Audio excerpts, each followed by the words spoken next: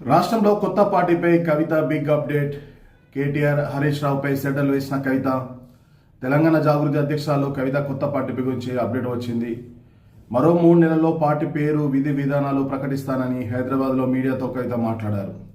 బీసీల అంశంలో బీఆర్ఎస్ ఏనాడు చిత్తశుద్ధితో వ్యవహరించలేదని ఆమె ఆరోపించారు.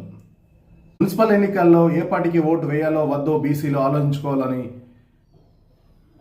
పెద్ద నాయకులు బీఆర్ఎస్ పార్టీని గాలికి వదిలేశారా అని ప్రశ్నించారు. తమ రాజకీయ పార్టీ ఆవిర్భావానికి మంచి ముహూర్తం కోసం చూస్తున్నామని, ఏర్పాటు ప్రక్రియ 3 నెలల్లో పూర్తయ్యే అవకాశం ఉందని ఈ సందర్భంగా కవిత తెలిపారు. మున్సిపల్ ఎన్నికల్లో బీఆర్ఎస్ ప్రచారం అంత యాక్టివ్గా లేదని, ఆ పార్టీ నేతలు ఎవరు క్షేత్రస్థాయిలో క్రియాశీలకంగా లేరని, కృష్ణాంజలు రాష్ట్రమంతా ఎందుకు పర్యటించడం లేదు, అలా ప్రచారం చేయడం లేదంటే వారు రాష్ట్ర స్థాయి నేతలు కారా, బీసీ కారా అని ప్రశ్నించారు.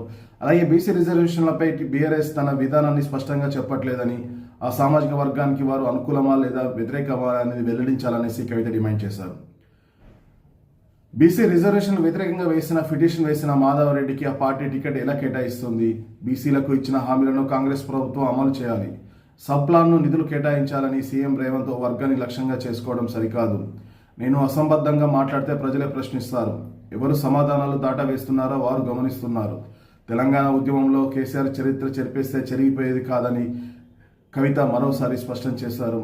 అలాగే కేటీఆర్ హరీష్ రావుపై కూడా కవిత చురకలంటించారు.